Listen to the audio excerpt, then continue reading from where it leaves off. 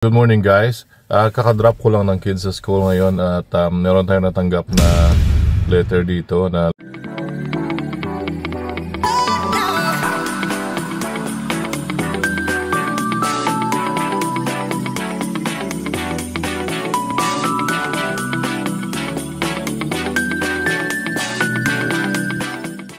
Good morning again guys, and welcome again dito sa Buhay sa Australia with the Robles Family Vlog. So ito yung pagpunta namin dito sa Adelaide, South Australia, kasama yung friends and family nang before pa nangyari yung nadala na nakuha nating sulat.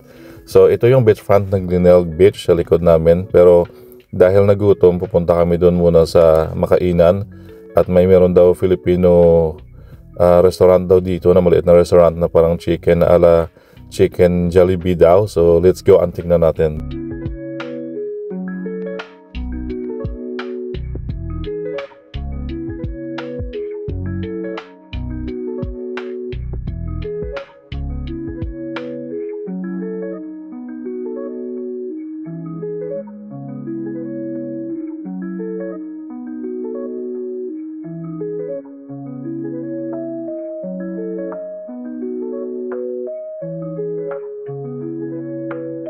So ito yung shopping center dito sa Glenelg Beach. Mahaba siya from dito sa tinatayuan ko hanggang sa dulo, puro shopping area. So ito yung Uncle Doc's, yung parang Chicken Jollibee style. So let's go inside guys. Ito yung mga menu sa labas. Let's go!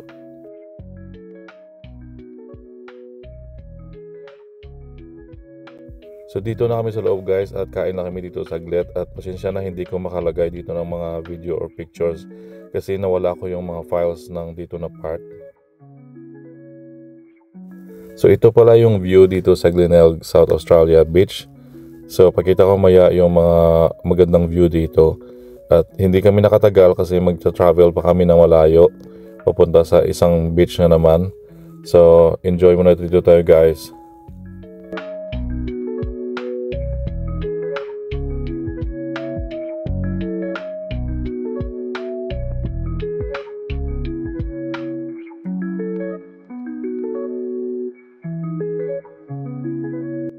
So ito naman yung Henley Beach dito sa South Australia. Yung maganda yung weather dito, so madaming nagbo-boating at saka nagfi-fishing dito sa GT.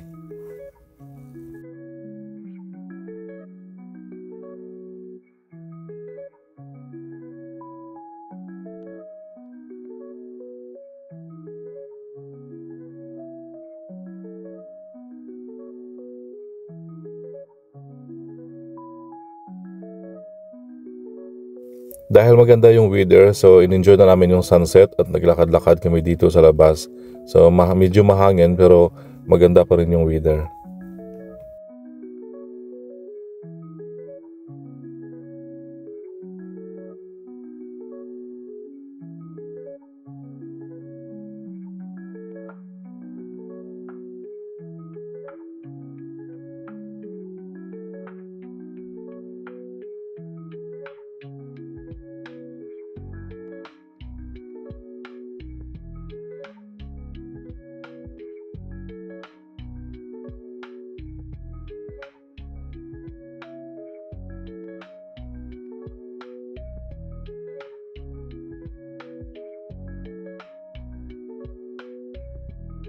A few moments later. So good morning guys. Kakadrop ko lang ng kids sa school ngayon at meron tayong natanggap na letter dito na love letter. So tawagin naman dito. So isang yung ito minsan nakakaba pag naka-receive ka ng letter dito eh. Okay lang sana kung ma-receive mo na letter is yung love letter o kaya yung blank check ng malaking pera. Kabaliktaran eh. Yung nangyari sa atin, pag-check ko ng paper tapos nakita mo, ito yung minsan yung surprise nakakaba kasi yung letter na to is as babayaran, yung may fine tayo guys. Nung pumunta kasi kami ng last na nang punta kami na Adelaide, before pa to yung hindi naka-vlog si Maria Lassen. Yung na-receive ko guys, i-blurred ko na lang yung information at saka logo. So yun guys, ito yung fine na yung nakalagay dito, disobey traffic lights na redescription. Yung nakasabi kasi, yung tiningnan ko rin dito sa website, pag naka-receive ka kasi ito ng fine, Tapos yung meron siyang notification number. Yung notification number, yan yung i-enter mo doon sa website. Tapos makikita mo doon yung kung anong ang description at saka yung picture ng fine mo. So hindi ka talaga dito kasi yung mga traffic lights meron camera. So hindi ka talaga makapag-alibay, hindi ka makapag-lie, hindi ka talaga mga palusot-lusot ba na hindi ako yon, hindi ganito ganyan. Kasi may picture eh. Hindi ka talaga makaligtas.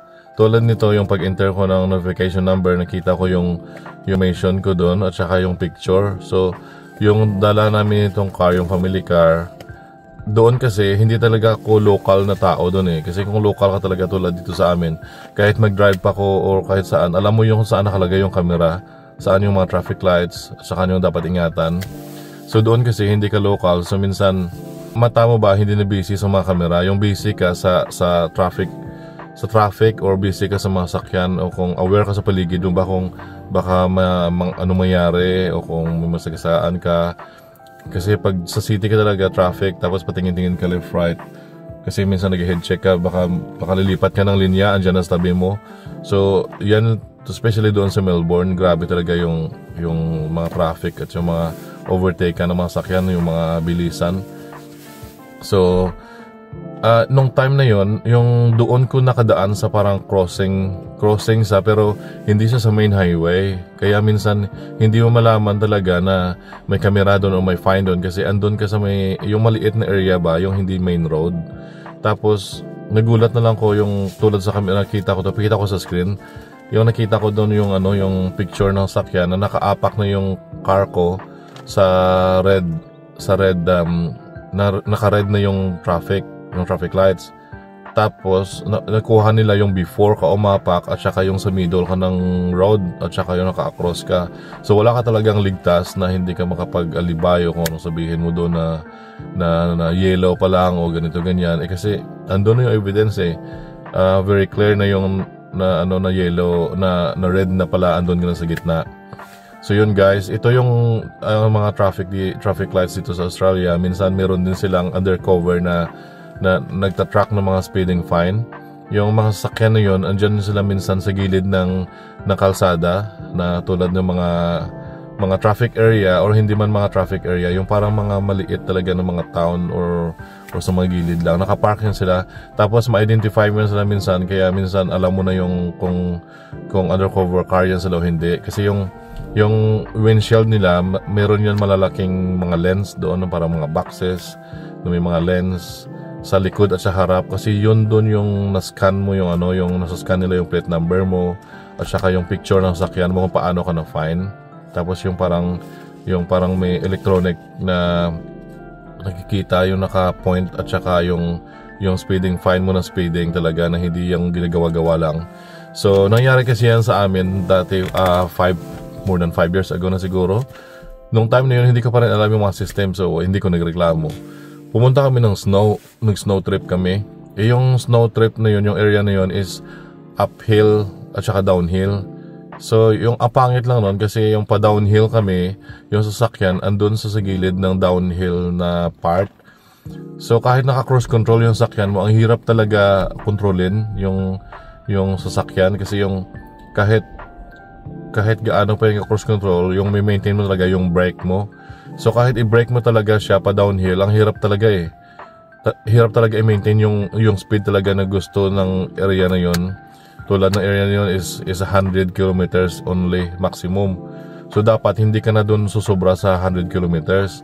So pa downhill kasi ang bilis eh. Dami sakyan. Siguro ang dami din namin na fine nun kasi nung time na yon ang dami. Sa likod namin nakahaba yung linya ipapunta bundok dun sa snow. So yun guys, na-fine ko dati nung time na yun kasi part ng Victoria is nearly like $350 nung time na yun. So more than 5 years ago na yun. So di ko alam kung magkano yung fine ngayon. Pero sa narinig ko, yung fine ng Victoria, ng state ng Victoria is more cheaper than New South Wales or from South Australia. Kasi yung fine ko ngayon, ito yung fine ko dito guys. Yung fine ko ngayon is dito kami sa state ng South Australia. Pumunta kami na Adelaide nung time na yon. Kumuha kami ng exam. Ako yung kumuha ng exam pala. Tapos nag-check out kami sa accommodation. Tapos yung before ko nagkuha ng exam, nagpa-drop yung family ko at saka yung kids doon sa sa indoor playground. So para doon sila maghintay for 2 hours na exam. So dinrap ko sila doon. Tapos nung madali, siguro minsan napapanik ka nung madali kasi kukuha ka na exam yung minsan wala ka sa tamang pag-iisip kasi iniisip mo yung anxiety sa exam o kaya yung kung anong mangyayari, ano lalabas. Doon ko dumaan sa parang maliit na area kasi GPS ko lang hindi ko kabisado lugar na yun so nag-follow lang ko sa GPS. Yung minsan yung focus mo sa GPS at saka sa mga sakyan sa gilid mo o sa mga harap. So hindi ko na-notice yung ganyan na part. So very lucky talaga yung crossing na yun, walang sasakyan. Kasi kung may sasakyan siguro yun, ako yung siguro yung basag. Kasi ako yung dito sa gilid at gilid ko ako yung dumiretso So swerte na lang guys, walang may nangyari sa akin at saka yung fine na lang. So i-accept na lang yung reality na at least walang nangyari. Ito na lang yun, yung in God's will na lang ba. So ang nakalagay dito guys is yung pag makareceive ka ng letter nito, nakalagay yung time, yung pangalan mo, yung time at date, at saka yung address ng lugar na kung saan ka na-fine. So tiningnan ko talaga sa Google Map yung itong address na to at nakita ko talaga yung lugar talaga, na exact talaga lugar ng kung saan ko nalagay ng fine. So yun, tingnan sa Google Map, nakita ko talaga yung camera doon sa mga corner. So meaning ako yung hindi nakamasid-masid masyado. So yun yung mga kamalasan natin doon na pumunta ko doon. So ito yung babayaran. Yung nakalagay dito is expiration yung term. It's 556. Tapos plus yung levy. So may yung ibang mga description. Di ko na alam kung anong mga tawag nyo. So it's 102. At then yung corporate yung 0. Tapos yung total is $658. So let's say estimate na lang more or less 20,000 peso. Pag sa peso to.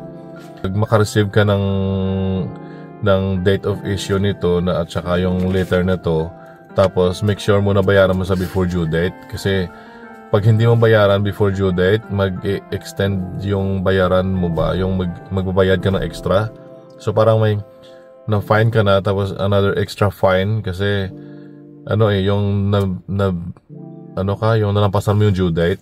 So dapat mas maganda bayaran mo para hindi ka na magbayad ng mga extra doon sa mga after due date, yung mga fine pa rin doon at saka mga parang interest o anong term na yon. So yun guys, yung mga lesson learned natin ngayon. Ang mahal ng lesson learned na to is $658. So another yung mga expectation mo ba na hindi kasali sa budget mo tapos bigla na lang darating yung mga ganito ganyan. Yung parang ang pangit lang kasi yung tulad ng mga ganitong case ba. Kasi yung bayad ka lang parang lutang sa hangin parang wala yung binigay mo lang tapos inihipan na hangin kasi hindi naman yung 658 mo, mas maganda pa binili mo ng ininvest na mo ng kung ano, makikita mo pa yung bagay o kung binayad mo sa normal na mga tuition or anything na in purpose ba, yung ito kasi wala so okay lang kasi yung time na yun wala naman nangyari sa atin, hindi na aksidente. At least yung ito na lang ba, yung isipin na natin yung pera, makikita pa yung buhay, hindi na. So yun guys, please ang favor ko lang guys is please support us by hitting subscribe our channel. Subscribe sa amin guys at saka like the channel para mga ibabaw. So next month pupunta kami doon sa Adelaide uli. So hoping na pag maka-reply si Maria Lassen or kung siguro hindi natin alam kung ano nangyari sa kanila, siguro busy din. At tapos may nakita din kasi ko na na mga vlog or na information doon na parang yung asawa may sakit. Hindi ko alam kung ano totoo, na siguro in stress siya ba na walang time sa o may video man, siguro walang time mag-upload or walang time talaga. Siyempre andyan ka sa part na down ka ba, yung stress ka, na wala kang motivation sa lahat, na parang wala kang gana. So minsan intindihin na lang natin na kailangan magpahinga, kailangan na stress or kailangan talaga ng makapunta kami doon, hoping maka-visit just in case o kung ano yung area nila kasi di pa kami nakapunta doon nung time kasi nung dito pa sila, kino-convince ko pa nga na dito na lang sila magstay sa area namin ba kasi dami naman dito job daming work, kung hindi man sa farm, dami itong mga health related na job na pwedeng pasukan. At tapos yung makagandahan lang kasi sa lugar namin dito, mas safe siya kumpara sa city o sa mga big city. Yung ma-estimate mo yung drive mo papuntang work, walang traffic, walang bayad yung parking. Tapos mas safe sa kumpara na lang kumpara sa city. Hindi ko na i-details kung ano yung mga negative doon sa city. Ayoko naman ikukumpara yung mas maganda dito kaysa doon, yung ganyan. So yun lang guys, please I will see you in the next vlog. Please support us and subscribe and like the channel. Thank you very much for your time. Bye.